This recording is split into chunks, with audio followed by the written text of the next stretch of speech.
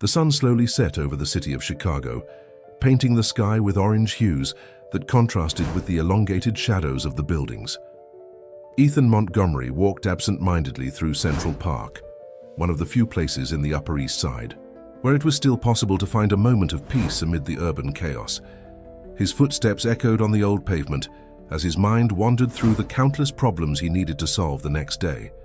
At 43, Ethan had built an empire in the construction industry. He was respected in the market, feared by some competitors, and admired by his employees. But on that autumn afternoon, dressed in an impeccable Italian suit that cost more than many of his workers earned in months, he felt inexplicably empty. The businessman had dismissed his driver early, needing those moments of solitude to organize his thoughts. His last meeting of the day had been particularly difficult, yet another multi-million-dollar acquisition that would further increase his wealth, but also mean the layoffs of dozens of employees. It was the kind of decision he had to make almost daily, but one that never got easier. As he crossed the nearly deserted park, his eyes were drawn to an unusual movement near a large tree with golden leaves. There, partially hidden in the shadows of dusk, was a child. Something about her posture made Ethan stop abruptly. The girl was collapsed, her small, fragile body twisted in a way that made his heart clench. He approached cautiously, his Italian shoes clicking against the stone path. With each step, the scene became more disturbing.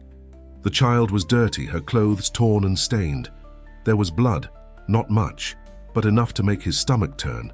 Her eyes were half closed, and her breathing was shallow and uneven. "My God," Ethan murmured, kneeling beside her without a thought for his expensive suit. "Little one, can you hear me?" The girl only groaned in response, a sound so faint it was barely audible. Ethan looked around desperately, but the park remained empty. His phone began to ring in his jacket pocket, probably his secretary reminding him of some important commitment, but for the first time in his professional life, he completely ignored the call. Carefully, he touched the girl's face. Her skin was far too hot, indicating a fever. Without a second thought, Ethan picked her up in his arms, surprised by how light she was. She looked about 7 or 8, but her body was far too small for her apparent age. "It's going to be okay," he whispered, more to himself than to her, as he hurried toward his car parked on the side street. The interior of the Mercedes-Benz soon became stained with the girl's dirt and blood, but Ethan barely noticed. His hands trembled slightly as he started the car and sped toward the nearest hospital. During the drive, he occasionally glanced in the rearview mirror, checking if the child was still breathing in the back seat. Upon arriving at the hospital, the medical team quickly took control of the situation. Ethan watched, feeling strangely powerless, as the girl was placed on a stretcher and rushed into the emergency room. A nurse approached him, asking questions he had no answers to. "I don't know her name," he replied, running his hands through the gray hair at his temples. "I found her abandoned in the park. There was no one around." The next few hours passed in a blur. Ethan remained in the waiting room, ignoring the numerous messages and calls piling up on his phone. Something inside him kept him from leaving, a feeling he couldn't explain, as if that unknown child had awakened something long dormant in his heart. It was past midnight when a doctor finally came to speak with him. The girl was stable, but her condition was concerning. Beyond the visible injuries, she showed signs of malnutrition and possible psychological trauma. The most alarming, however, was the complete lack of documents or any form of identification. "She woke up for a few moments," the doctor informed him, checking his notes.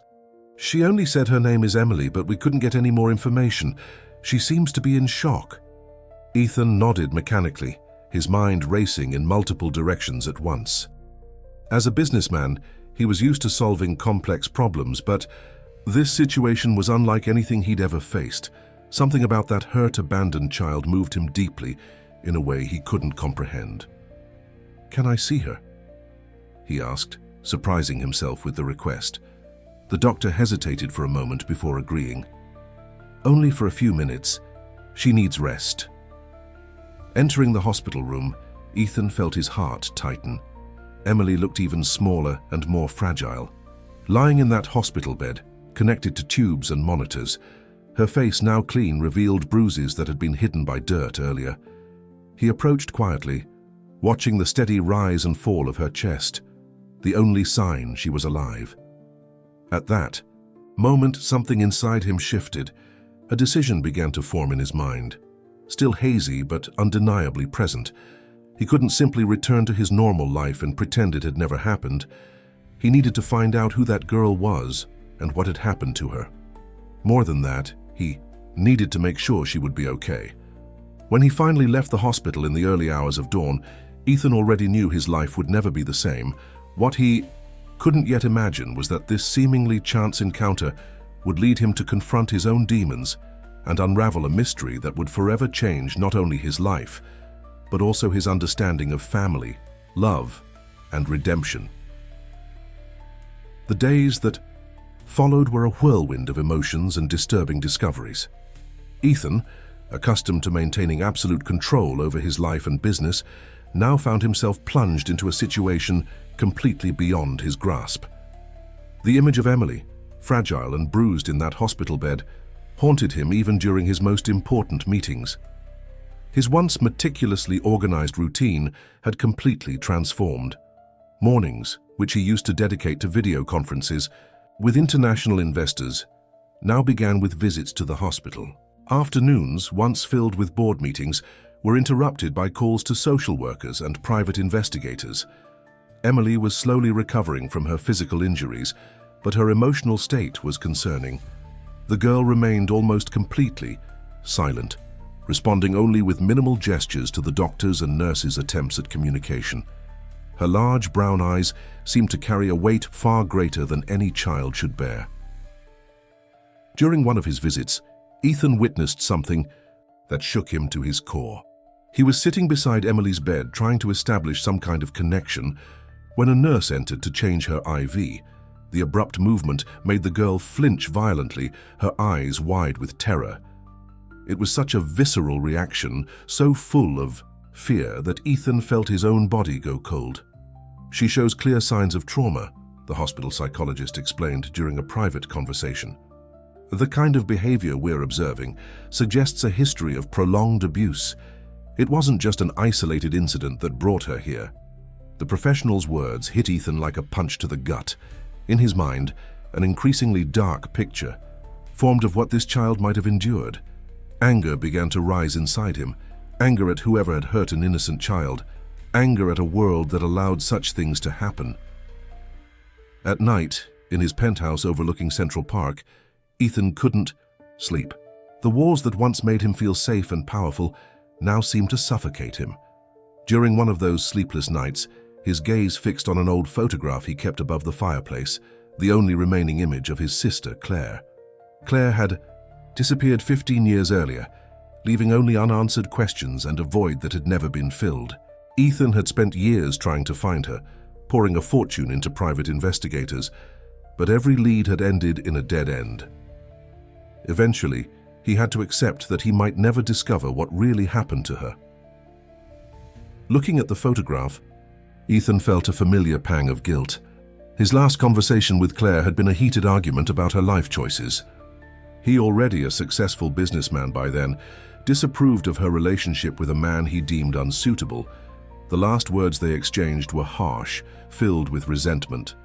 Weeks later, she vanished without a trace. The coincidence of finding Emily, an abandoned and injured child, reopened old wounds. There was something in her eyes that painfully reminded him of Claire, perhaps the same vulnerability his sister used to hide behind a brave smile. Days turned into weeks, and Emily's physical condition gradually improved. Yet the authorities made no progress in uncovering her identity or origins. There were no records of missing children matching her description, no family searching for her. It was as if Emily had simply appeared out of nowhere that afternoon, in the park.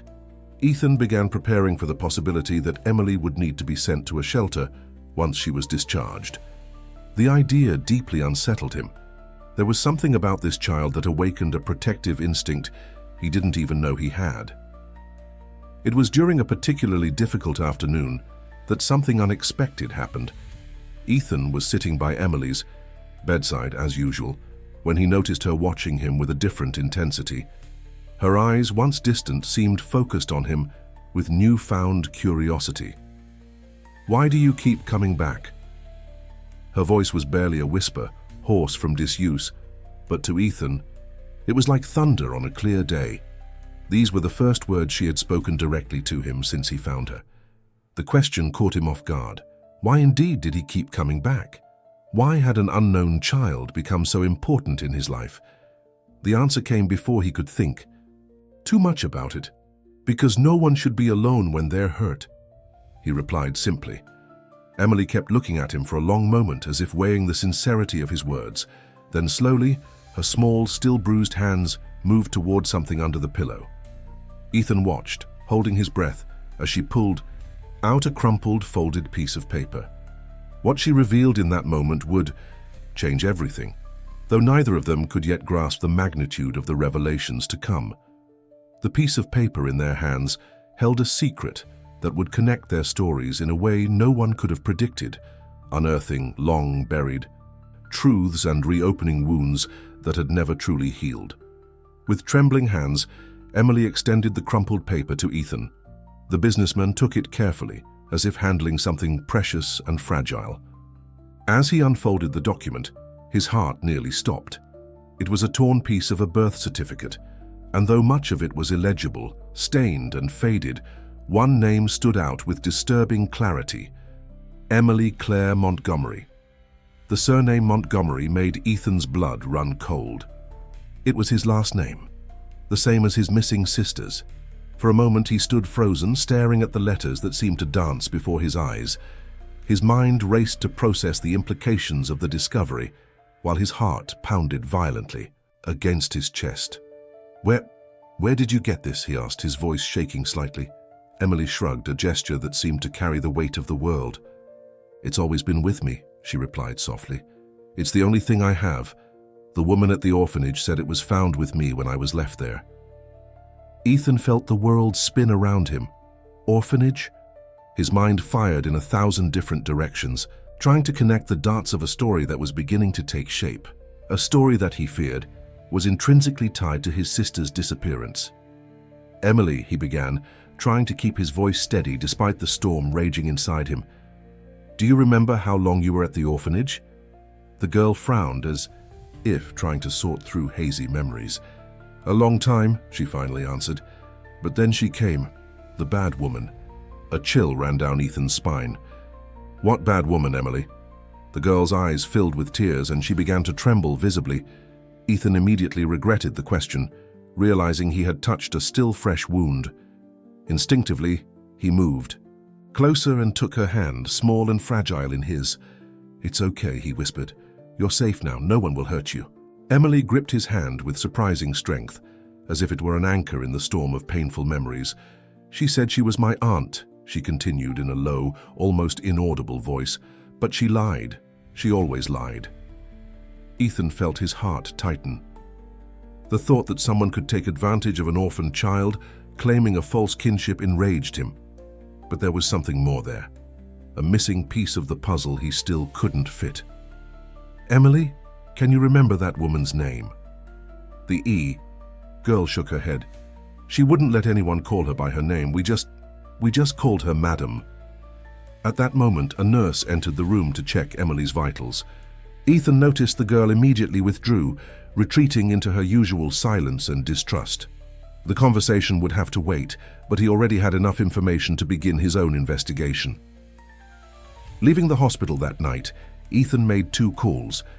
The first was to his most trusted private investigator, Robert, asking him to pull all records of city orphanages from recent years. The second was to his lawyer, requesting the necessary paperwork for potential temporary custody.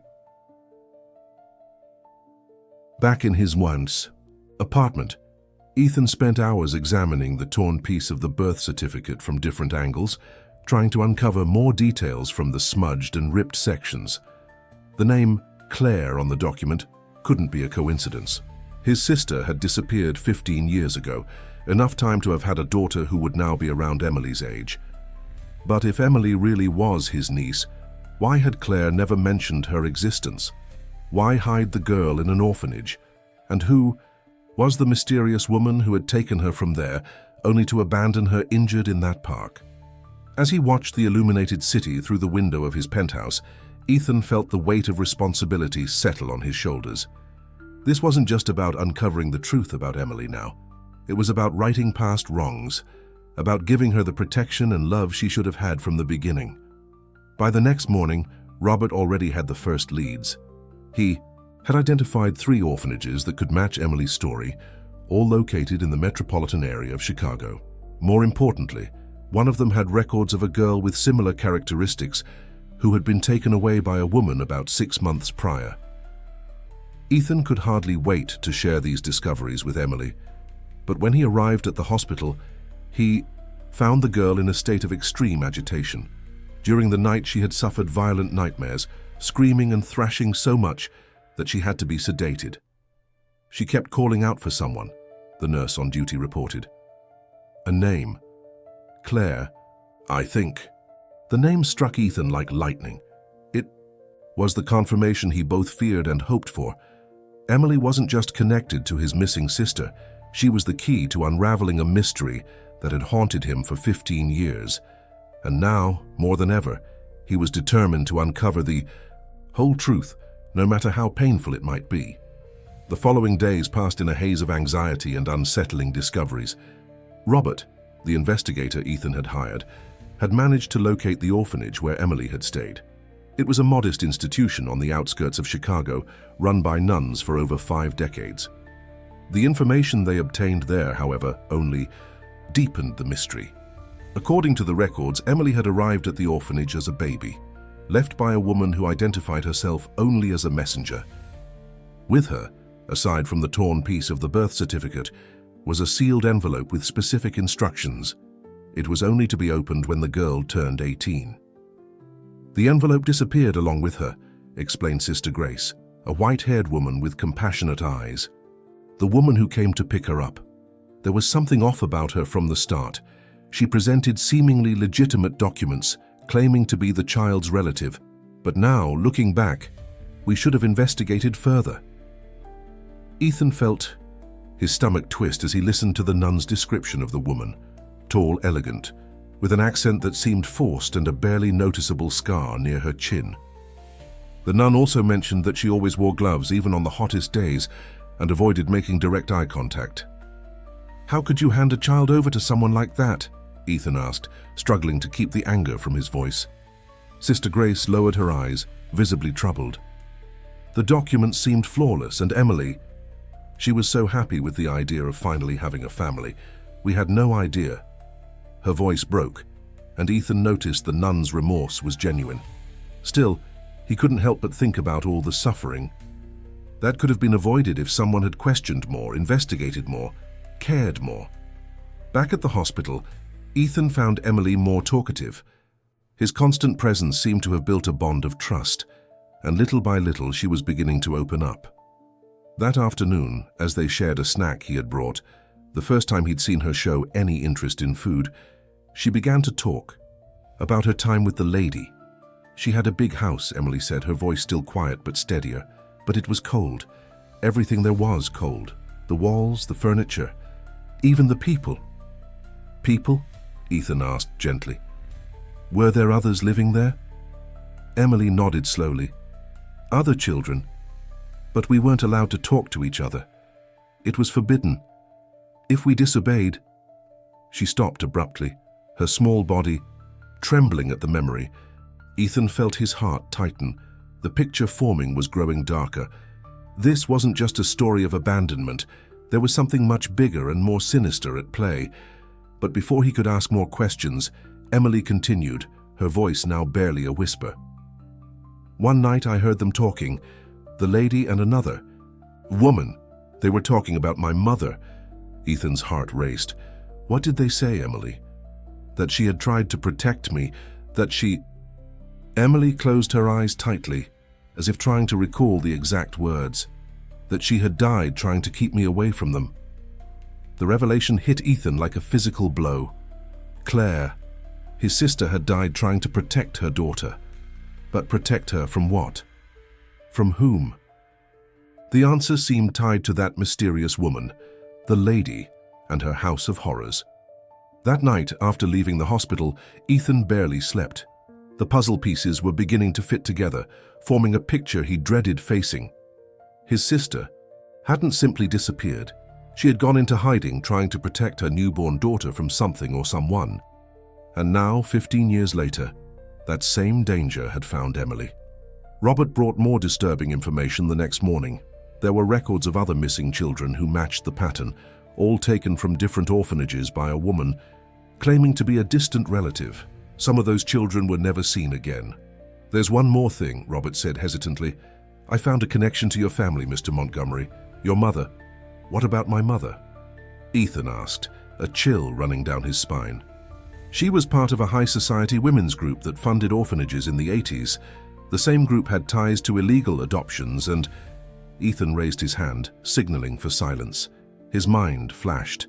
Back to his childhood, to the frequent meetings his mother hosted at home, always with the same elegant, distant women. At the time, he'd been too young to understand, but now... A specific memory struck him. His mother arguing with Claire, just days before her disappearance. "You can't go against the organization," she had said. "Some traditions must be kept, no matter the cost." The weight of this revelation nearly made him collapse into his chair. His own family was involved in something far greater and darker than he could have ever imagined. And Claire, his sister, had died trying to protect her daughter from this sinister legacy. Ethan spent the night wide awake, sifting through old family photos he kept stored in a cedar box at the back of his closet. Each image now seemed to hold hidden meanings, dark secrets concealed behind formal smiles. His mother, Eleanor Montgomery, always impeccable in her designer dresses, appeared in several photos alongside other women from Chicago's high society. All of them shared the same gaze, cold, calculating, as if guarding a terrible secret. One photograph in particular caught his attention. It was from a charity gala held at their home when he was about 12. In the background of the image, slightly blurred, stood a tall, elegant woman with a small scar near her chin. His heart raced as he recognized the description Sister Grace had given of the woman who took Emily from the orphanage. "My God," he murmured to himself, letting the photo drop onto the table. "How long has this been going on?" The next morning, Ethan arrived at the hospital earlier than usual. He found Emily awake, her large brown eyes fixed on the window, watching the sunrise. There was something different about her, a stillness. That was no longer fear, but contemplation. "I had a dream," she said as soon as he entered, without looking away from the window. "About my mother." Ethan sat on the edge of the bed, his heart pounding harder. "Do you want to tell me about it?" Emily stayed silent for a few moments, as if arranging her memories. "She was crying," she finally began, "but she was also smiling. She hugged me really tight and said that one day I'd understand, that one day I'd find my way back home." Emily's words hit Ethan like a punch to the gut. Claire used to say that when they were children, that no matter what happened, there would always be a way back home. It was her mantra, her way of promising everything would be all right, even in the hardest times. "Emily," he began, choosing his words carefully, "do you remember anything else about your mother? Anything, even if it seems unimportant."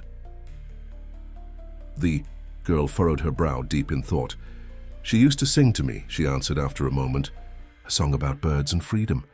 And—" she hesitated, her eyes filling with tears. "She had a necklace with a tiny silver bird." Ethan felt the air leave his lungs. The necklace with the silver bird. He had given it to Claire on her 18th birthday. It was a one-of-a-kind piece specially made for her. His sister never took it off. "Emily," he said, his voice trembling slightly, "I need to tell you something. About your mother. About Claire." But before he could continue, they were interrupted by the sudden entrance of a nurse. Her face was pale, and she held a phone with shaking hands. "Mr. Montgomery," she said, "there's a call for you. It's about your mother." Ethan took the phone, a dark foreboding washing over him. On the other end, the grave voice of his lawyer sounded urgent. "Sir, your mother, she found out about the girl. She's on her way to the hospital now." panic seized Ethan. Eleanor Montgomery wasn't just his mother. She was one of the guardians of that terrible secret that had cost Claire her life. And now she was coming for Emily. "We need to get you out of here," he told Emily, already frantically gathering their things. "Now." The girl didn't question him. There was something in his tone that made her understand the gravity of the situation.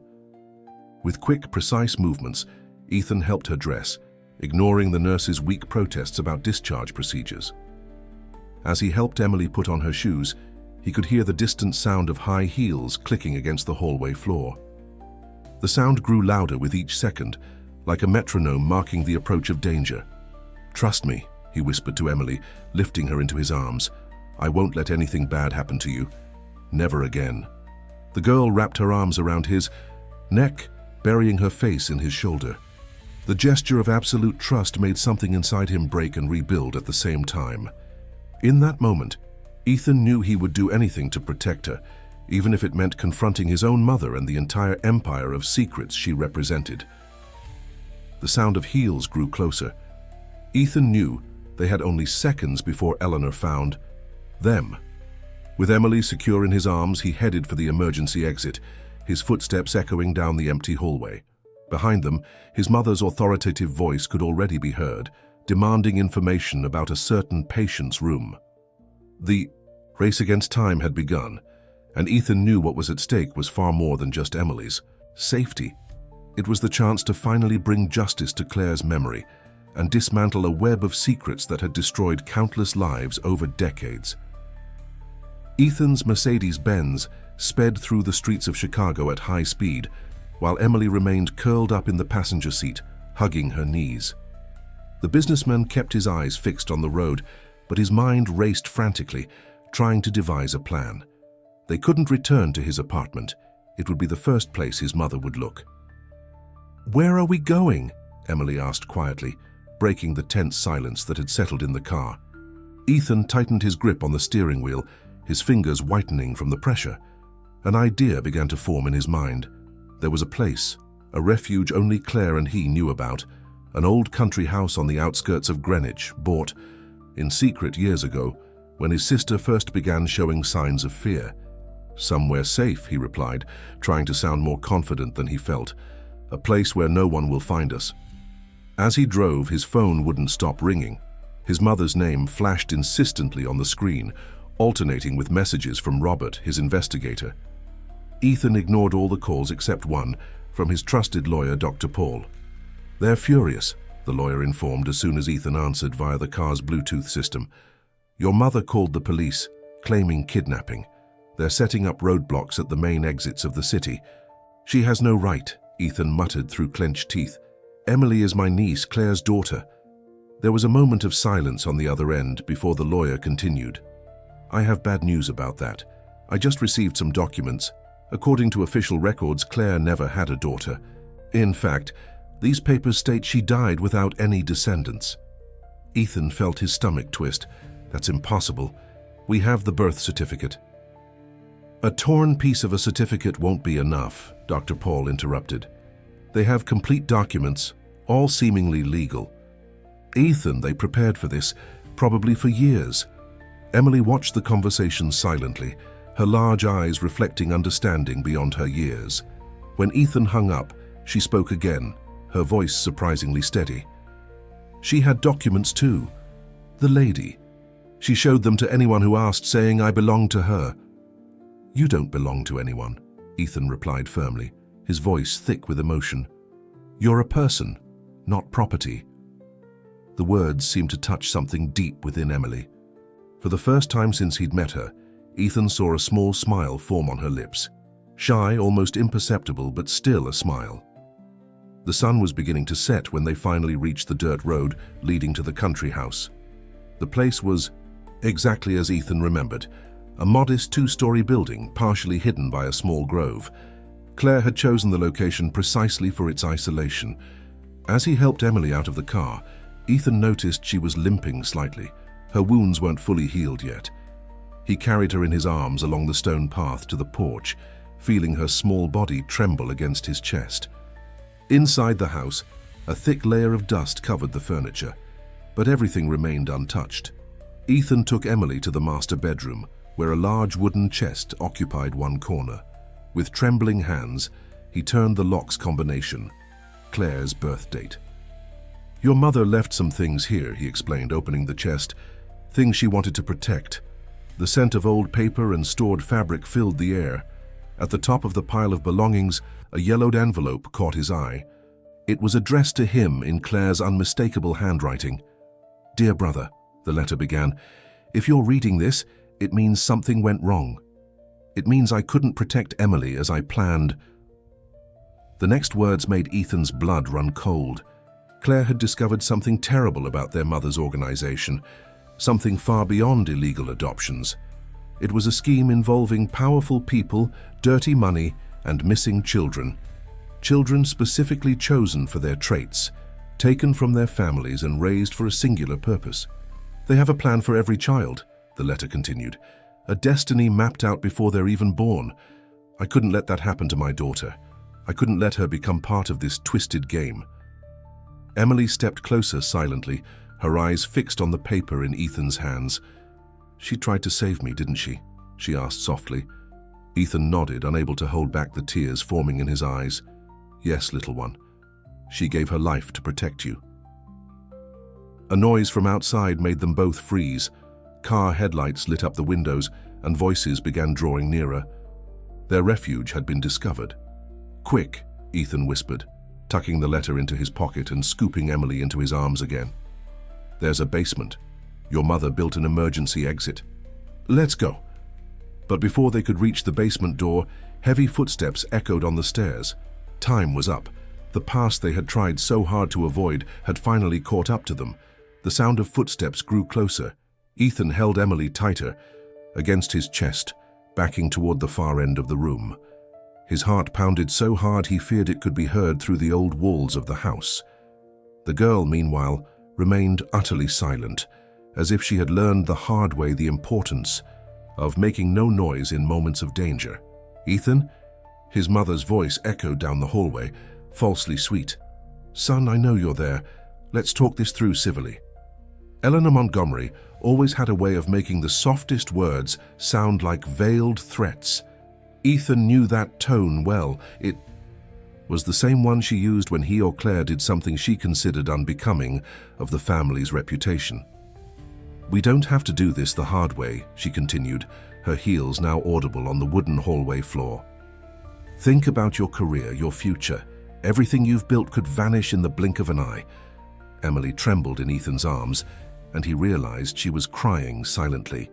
Tears streamed down her small face, but no sound escaped her lips. The businessman felt a surge of anger rise in his chest. What kind of trauma did a child have to endure to learn how to cry without making a sound? With calculated movements, he edged toward the window. The room was on the second floor, but there was an old tree whose branches nearly touched the house. Claire and he used to climb it to escape during their teenage years, when they wanted to slip away from the endless parties their mother hosted. "Do you trust me?" he whispered to Emily, so quietly it was almost inaudible. The girl nodded without hesitation, clinging to him even tighter. At that moment, the doorknob began to turn. "Last chance, Ethan." Eleanor's voice sounded closer now. "Don't make me take drastic measures." With a swift movement, Ethan opened the window. The cold night air rushed into the room, carrying the scent of wet earth and grass. Without a second thought, he swung one leg over the ledge, holding Emily tightly. The door opened just as he reached the nearest branch.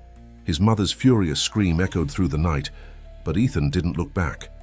With a skill he didn't know he still possessed, he began climbing down the tree, shielding Emily with his own body. "Get them!"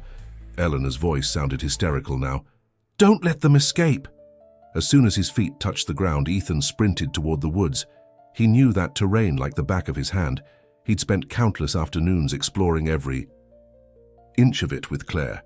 His sister always said that knowledge might one day save their lives. She was right, as usual. Lantern lights cut through the darkness behind them, and men's voices shouted orders. Ethan could hear the sound of snapping branches, of people stumbling through the dense undergrowth. But he had the advantage. He knew exactly where to go. "Hold on tight," he whispered to Emily as he weaved through the trees. The girl obeyed without question, her small body trembling but determined. After what felt like an eternity, though it was likely only minutes, they reached a small clearing. At its center, half hidden by overgrowth, was an old metal door, the entrance to a bunker Claire had discovered and turned into an emergency hideout. With shaking fingers, Ethan punched the code into the disguised electronic panel. For a terrifying moment, nothing happened. Then, with a soft click, the door swung open. "Hurry," he whispered, helping Emily inside first. The bunker's automatic lights flickered on, revealing a small but well-equipped space. Claire had thought of everything. There were non-perishable rations, water, a small generator, even an emergency communication system.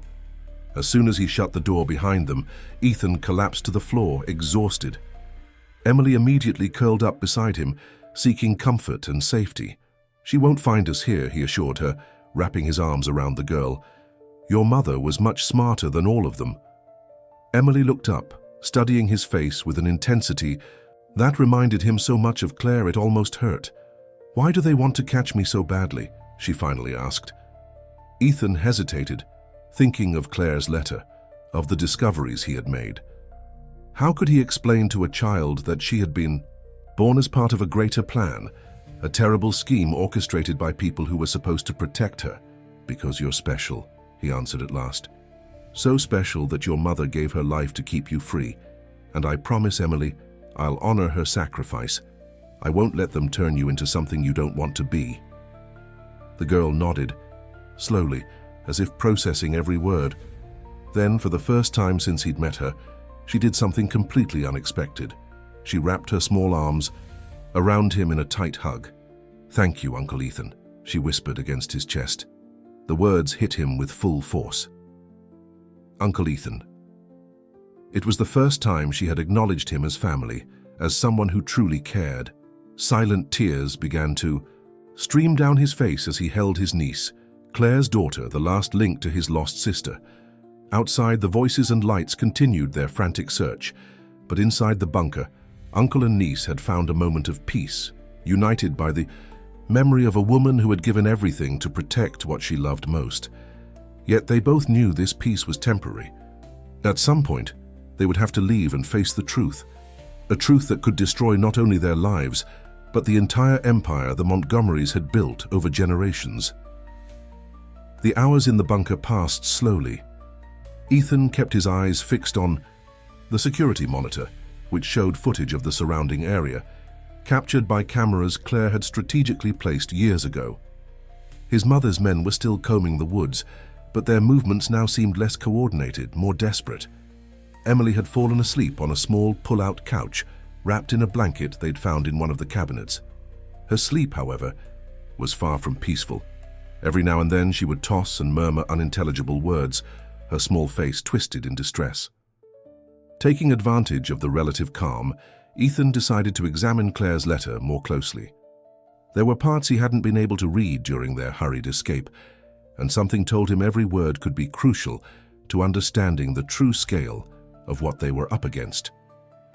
"Dear brother," he reread the beginning of the letter, now paying attention to every detail. "What I discovered goes far beyond what we can imagine.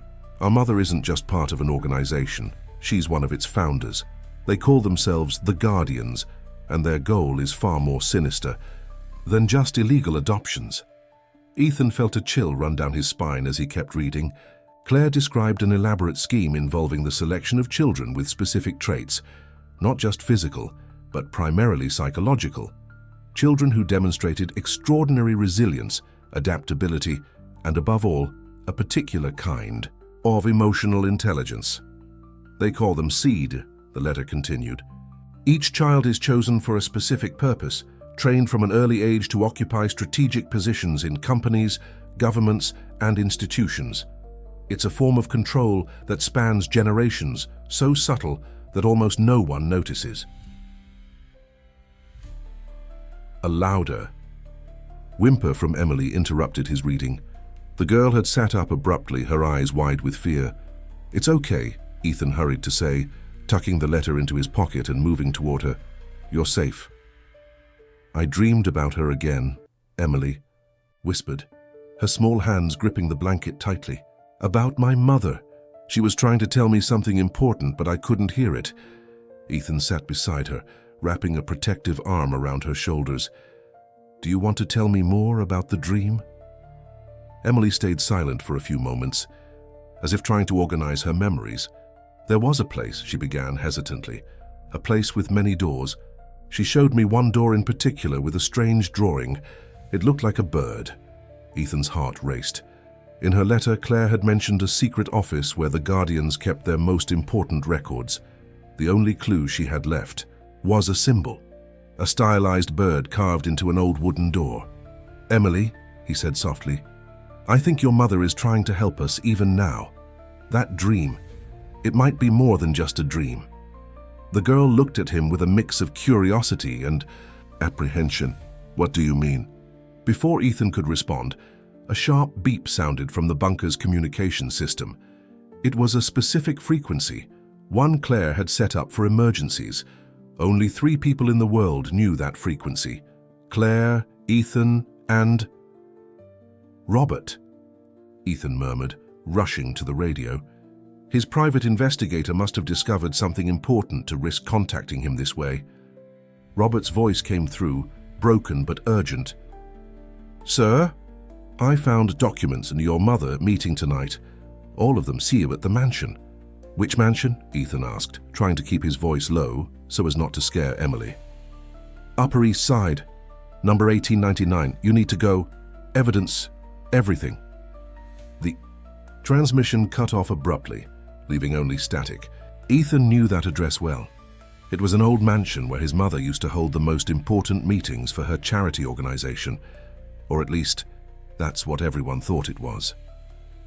Emily approached him silently, her bare feet barely making a sound on the concrete floor. We need to go there, don't we? Ethan looked at her, surprised by the determination in her voice. It would be too dangerous. But it's the right thing to do, she replied with wisdom beyond her years. Mom always said doing the right thing is more important than doing the safe thing. The words hit him hard. That was exactly the kind of thing Claire would say. Her sister had always been the braver of the two, the one unafraid to face the consequences to do what was right. Checking the monitors one last time, Ethan saw the exterior area was finally clear. His mother's men had likely given up searching the woods, focusing their efforts elsewhere. You're right, he finally said, gathering some equipment that might be useful. But we'll do this the right way. Your mother didn't just leave this bunker for protection, she left an entire plan. As they prepared to leave, Ethan couldn't help but notice how Emily seemed different. The fear was still there, but now there was something else, a spark of hope, of purpose. It was as if she finally understood she wasn't alone in this fight, that there were people willing to risk everything to protect her. What they didn't yet know was that this night would change everything. The revelations awaiting them at the mansion wouldn't just explain the past, they would determine the future of far more people than they could imagine. Night had fallen completely over Chicago when Ethan and Emily left the bunker. The air was heavy, foretelling a storm, and dark clouds hid the moon, providing perfect cover for their silent trek through the woods.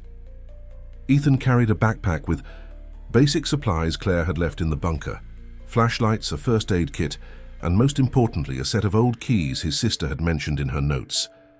Remember the plan, Ethan whispered to Emily as they moved carefully between the trees. The girl nodded, her small hand gripping his tightly. If anything goes wrong, I run to the meeting point and wait for the signal. The plan was risky, but it was their only chance. Robert had discovered there would be an important meeting at the mansion that night. All the key members of the group would be present.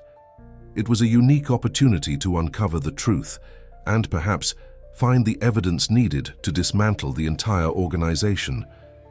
They managed to reach the car Robert had left for them at a prearranged spot. It was a simple vehicle, nothing like the luxury cars Ethan used to drive, but that was exactly what they needed, something inconspicuous. During the drive to the Upper East Side, Ethan couldn't help but notice how different Emily seemed. The frightened girl he'd met in Central Park had been replaced by a child with a determined, almost fierce gaze.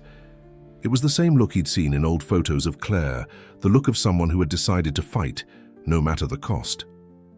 "They held meetings there," Emily suddenly said, breaking the silence. "At the ladies' house, I used to listen sometimes, hiding. They were talking about other children, about plans and something they called the grand design." Ethan felt his stomach churn. "Can you remember anything else they said?" Emily frowned, concentrating. There were numbers, they talked a lot about numbers, and names of places, different countries, once. She hesitated, as if the memory was particularly painful. "Once I heard them talking about my mother. They said she had been a disappointment, that she had wasted her potential." The words hit Ethan like a punch to the gut. Claire had always been the rebel of the family, the only one who dared to question the strict rules and traditions their mother held so dear. Now he was beginning to understand that this rebellion had roots much deeper than he had imagined. When they finally reached the mansion, the meeting had already begun. Several luxury cars were parked on the street, and lights could be seen through the second-floor windows. Ethan parked at a safe distance and watched the movement for a few minutes. "Let's use the back entrance," he whispered, remembering the mansion's blueprints Claire had left in her notes. "There's a service passage that leads straight to the main office." Emily followed him silently, her footsteps as light as a cat's. When they reached the back of the property, Ethan began testing the keys from the ring he'd found in the bunker. On the third try, one of them fit perfectly into the old lock. The interior of the mansion was a monument to opulence and power. Expensive paintings adorned the walls, and the Italian marble floor gleamed under the dim glow of emergency lights. But there was something unsettling about all that luxury, a sense of falseness, as if every object was there only to hide something much darker. Following Claire's instructions, they carefully made their way to the second floor. Muffled voices came from one of the main rooms. The meeting was in full swing, but that wasn't where they needed to go. "There," whispered Emily, pointing to a door at the end of the hallway. Even in the dim light, the delicate carving of a bird in the dark wood was visible. Ethan's heart raced. It was exactly as Claire had described in her letter, the door to the secret office where the Guardians kept their most important records. With trembling hands, he began, sifting through the keychain again. That's when they heard it, the sound of high heels approaching down the hallway. There was no time to hide. Ethan held Emily close, bracing for the inevitable confrontation. The elegant figure of Eleanor Montgomery emerged from the shadows, her cold eyes fixed on the scene before her, her son and granddaughter standing before the door that guarded all her secrets. "I knew you'd come," she said, her voice laced with an emotion Ethan had never heard before. "You're just like her. Always trying to fix what isn't broken." Emily tightened her grip on Ethan's hand, but her gaze remained steady, defiant. It was the same look Claire had when facing her mother, the same untamable spirit that now seemed to live on through her daughter. "Everything is broken, Mother," Ethan replied, his voice quiet but firm. "And you know it. The question is, how many more lives have to be ruined before you realize it?" A cruel smile curled Eleanor's lips. "You have no idea what's at stake here, son. No idea what we've built, what we must protect." "No." Small but determined voice spoke up. It was Emily stepping forward. "You're the one who has no idea what you've destroyed." The confrontation that followed would forever alter the fate of the Montgomerys and all the families tied to the Guardians. But in that moment, standing in that dark hallway, only 3 generations of a divided family faced each other, each carrying their own version of the truth, their own understanding of justice and protection. Night had fallen completely over Chicago when Ethan and Emily left the bunker. The air was thick, foreboding a storm, and dark clouds obscured the moon, providing perfect cover for their silent trek through the woods. Ethan carried a backpack with basic supplies Claire had left in the bunker, flashlights, a first aid kit, and, most importantly, a set of old keys his sister had mentioned in her notes. "Remember what we agreed?" Ethan whispered to Emily as they moved carefully between the trees. The girl nodded, her small hand gripping his tightly. "If anything goes wrong, I run to the meeting point and wait for the signal." The plan was risky, but it was their only chance. Robert had discovered there would be an important meeting at the mansion that night. All the key members of the group would be present. It was a unique opportunity to uncover the truth and perhaps find the evidence they needed to dismantle the entire organization. They managed to reach the car Robert had left for them at a pre-arranged spot. It was a simple vehicle, a far cry from the luxury cars Ethan was used to driving, but that was exactly what they needed, something inconspicuous. On the way to the Upper East Side, Ethan couldn't help but notice how different Emily seemed. The frightened girl he'd met in the park had been replaced by a child with a determined, almost fierce gaze. It was the same look he'd seen in old photographs of Claire, the look of someone who had decided to fight, no matter the cost. They held meetings there, Emily said, suddenly breaking the silence. At the ladies' house. I'd sometimes listen, hiding. They talked about other children, about plans and something they called the grand design. Ethan felt his stomach twist. Can you remember anything else they said? Emily furrowed, her brow concentrating. There were numbers. They talked a lot about numbers and names of places, different countries. Once, she hesitated, as if the memory was particularly painful. Once I heard them talking about my mother. They said she'd been a disappointment, that she'd wasted her potential. The words hit Ethan like a punch to the gut. Claire had always been the rebel of the family, the only one who dared to question the strict rules and traditions their mother held so dear. Now he was beginning to understand that her defiance had roots far deeper than he'd imagined. When they finally reached the mansion, the meeting had already begun. Several luxury cars were parked on the street, and lights could be seen through the second-floor windows.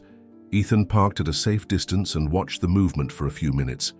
"We'll use the back entrance," he whispered, recalling the mansion's floor plans from Claire's notes. "There's a service passage that leads straight to the main office." Emily followed him silently, her footsteps as light as a cat's. When they reached the back of the property, Ethan began testing the keys from the ring he'd found in the bunker. On the third try, one slid perfectly into the old lock. The interior of the mansion was a monument to opulence and power. Priceless paintings adorned the walls, and the Italian marble floors gleamed under the dim glow of emergency lights. But there was something unsettling about all that luxury, a sense of falseness, as if every object was there only to hide something far darker. Following the instructions left by Claire, they carefully made their way to the second floor. Muffled voices came from one of the main rooms. The meeting was already underway, but that wasn't where they needed to go. "There," whispered Emily, pointing to a door at the end of the hallway. Even in the dim light, the delicate carving of a bird could be seen in the dark wood. Ethan's heart raced. It was exactly as Claire had described in her letter, the door to the secret office where the Guardians kept their most important records. With trembling hands, he began sifting through the keyring again. That's when they heard it. The sound of high heels clicking down the hallway. There was no time to hide. Ethan pulled Emily close, bracing for the inevitable confrontation. The elegant figure of Eleanor Montgomery emerged from the shadows, her cold eyes fixed on the scene before her, her son and granddaughter, standing before the door that held all her secrets. "I knew you'd come," she said, her voice laced with an emotion Ethan had never heard before. "You're just like her, always trying to fix what isn't broken." Emily tightened her grip on Ethan's hand, but her gaze remained steady, defiant. It was the same look Claire had when facing her mother, the same unyielding spirit that now seemed to live on through her daughter. "Everything is broken, Mother," Ethan replied, his voice low but firm. "And you know it. The question is, how? Many more lives have to be ruined before you realize it?" A cruel smile curled on Eleanor's lips. "You have no idea what's at stake here, son. No idea what we've built, what we need to protect." "No," a small but determined voice cut in. It was Emily stepping forward. "You have no idea what you've destroyed. The confrontation that would follow would forever change the fate of the Montgomerys and all the families involved with the Guardians." But in that moment, standing in that dark hallway, only 3 generations of a divided family faced each other, each carrying their own version of the truth. their own understanding of justice and protection. The rain finally began to fall over Chicago when Ethan and Emily arrived at Robert's apartment. The investigator waited anxiously, his usually calm face now marked by worry. Without a word, he ushered them inside, locking multiple deadbolts behind him. "We need to act fast," Robert said, turning on his computer. "They must have already realized what happened and they'll try to get ahead of us." Emily sat silently in a corner of the room, hugging her knees, while Ethan handed the flash drive to Robert. The investigator immediately began examining its contents, his eyes widening as he opened the files. "This is unbelievable," he murmured. "Claire documented everything. Every child, every transaction, every person involved. There are records going back more than 40 years. Ethan moved closer to the monitor, his heart tightening as he saw the information. There were detailed spreadsheets, photographs, scanned documents, a complete archive of the crimes committed by the Guardians over decades. But what struck him most were the videos. "These are testimonies," Robert explained, clicking on one of the files. "Claire found some of the children who managed to escape. They told everything." On the screen, a woman in her 30s with haunted eyes described how she had been taken from her family as a child and prepared to assume a position of power in a major corporation. How she had been manipulated, shaped, turned into something she never chose to be. "Stop," Emily's voice suddenly cut in. She had approached without them noticing and now stared fixedly at the screen. "I know her. She tried to help me at the ladies' house." Ethan and Robert exchanged surprised glances. "What do you mean, kiddo?" "She used to go there sometimes," Emily continued, her voice trembling slightly. "She pretended she was still part of the group, but she was really helping my mother. She was the one who helped me escape." A new piece of the puzzle clicked into place in Ethan's mind. Claire hadn't worked alone. She had built a support network, made up of others who, like her, had decided to fight against the system that created them. "Robert," Ethan said, his voice taking on an urgent tone, "we need to find that woman. And all the others who gave testimony, they might help us to—" A loud sound of shattering glass cut him off. Everyone turned toward the window, where a small rock had just broken through. Tied to it was a scrap of paper. With shaking hands, Robert picked up the note and read it aloud.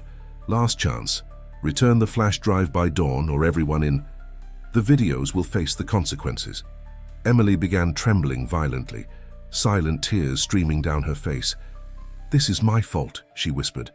"They'll hurt everyone because of me." "No." Ethan knelt in front of her, holding her small hands. "None of this is your fault, it's them. It's always been them, but now—" He looked at Robert, who was already on the phone, rapidly dialing numbers. "Now we have a chance to make things right." The investigator hung up the phone and turned to them, a faint smile forming on his weary face. "I just spoke to some contacts. The people in the videos, all of them are being moved to safe locations right now. Claire had a contingency plan for everything." "What do you mean?" asked Ethan, confused. "Your sister knew this day would come," Robert explained. "She spent years preparing a safety net, establishing contacts, creating escape routes. Every person who gave testimony received specific instructions on what to do if something like this happened." Emily had stopped crying and now looked at them with an expression of admiration. "Mommy thought of everything," she said softly. "Yes," agreed Ethan, feeling a wave of pride and longing for his sister. "She was always the smartest of all of us." A loud thunderclap shook the apartment windows, making Emily flinch instinctively. Ethan hugged her, feeling her small body tremble. "What do we do now?" she asked, her voice muffled against her uncle's chest. Robert was already back at the computer, his fingers flying across the keyboard. "Now," he said, "we do exactly what Claire planned. We expose everything, but the right way, protecting the victims and making sure the real culprits can't escape." As the storm raged outside, the three of them remained in the apartment, working tirelessly. Robert organized documents, preparing information packets to be sent to carefully selected journalists and authorities. Ethan made calls, activating a network of contacts Claire had established years earlier, and Emily. Emily finally fell asleep, exhausted but at peace, knowing her mother's legacy was about to change the lives of many other children like her. Dawn approached, bringing with it the promise of a new day, a day when the secrets of the Guardians would finally come to light. But no one in that room could have imagined how the next 24 hours would transform not only their lives, but the very power structure that had governed society for decades. The morning arrived with a different clarity in Chicago. The storm from the night before had washed the city clean, leaving the air fresher and the sky a deep blue. In Robert's apartment, Ethan watched the sunrise through the broken window, while Emily still slept on the couch wrapped in a blanket. The last 12 hours had been frantic. The information from the flash drive, meticulously organized by Claire over the years, had been strategically distributed to key figures across the country. Investigative journalists, public prosecutors, and human rights activists received detailed evidence packets, each containing a different piece of the puzzle. Ethan's phone buzzed in his pocket. It was a message from his lawyer. "It's starting," it said simply, along with a link to one of the nation's largest news portals. The headline made his heart race. "Scandal among the elite. Network of child manipulation exposed." "Uncle Ethan?" Emily's sleepy voice brought him back to the present. She was sitting on the couch, rubbing her eyes. "Did something happen?" He moved closer, sitting beside her. "Yes, little one. Your mother. She did it. Everyone will know the truth now." Robert emerged from his office looking exhausted but satisfied. "The arrests have already begun," he informed them. "The federal police are at the mansion right now. Your mother." He hesitated, glancing at Ethan. "You can say it," Ethan replied, keeping his voice steady.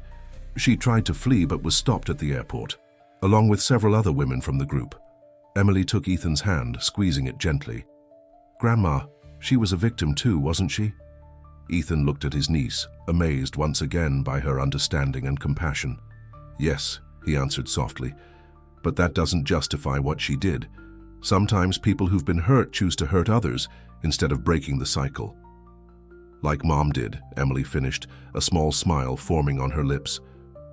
"Exactly like your mother did." The sound of more notifications interrupted the conversation. The revelations were spreading quickly, sending shockwaves through society. Big names were being exposed, companies were under investigation, and most importantly, more children were being found and rescued. "Hey everyone," Robert called, now back on the phone. "We need to go. The judge just granted temporary custody of Emily to you, Ethan, but he wants to see us in person later today." As they gathered their things, preparing to leave, Emily suddenly stopped in front of one of the windows. Outside, a small bird perched on the windowsill, peering curiously inside. "You know," she said, her voice soft but clear, "the lady always said we were like birds in cages, that it was for our own good. But Mommy taught me that birds weren't made to live in cages." Ethan felt tears forming in his eyes. "No, they weren't," he agreed, "and you'll never be trapped again, Emily. I promise." In the weeks and months that followed, life gradually settled into a new rhythm. The case of the Guardians, as it came to be known, sparked profound changes in society. Laws were strengthened, child protection systems were reformed, and a new awareness about trafficking and child exploitation emerged. Ethan transformed his company, dedicating a significant portion of resources to projects supporting vulnerable children. The old mansion was converted into a recovery and shelter center for young victims of abuse and trafficking. Emily, little by little, healed from her trauma. With therapy and a lot of love, she began to smile more, to play like a child her age should. In her room in the new home she shared with her uncle, she kept a cage, empty with its door always open, a symbol of her own liberation. Eleanor Montgomery was convicted, along with other leaders of the Guardians. But before being taken away, she had one final meeting with her granddaughter.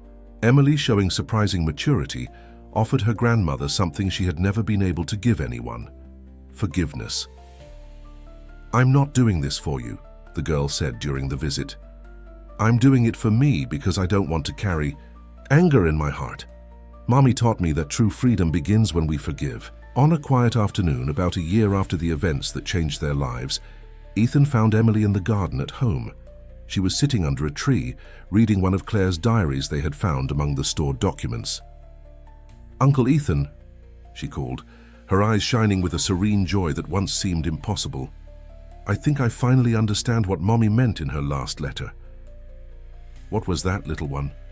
"She wrote that sometimes we need to lose something precious to find something even more valuable. I lost her, but I found you. And together, we help others find their freedom." Ethan sat beside her, embracing her tenderly. Above them, birds flew freely in the blue sky, their wings spread wide against the wind, symbolizing everything Claire had fought to preserve, the freedom of every human being to choose their own path, to soar on their own wings. And so, in a city that had been the stage for so much suffering, a new story began to unfold. A story of healing, of redemption, and above all, of love. The kind of love Claire had always known to be stronger than any prison, more powerful than any manipulation. A love that, like the birds, could never be caged,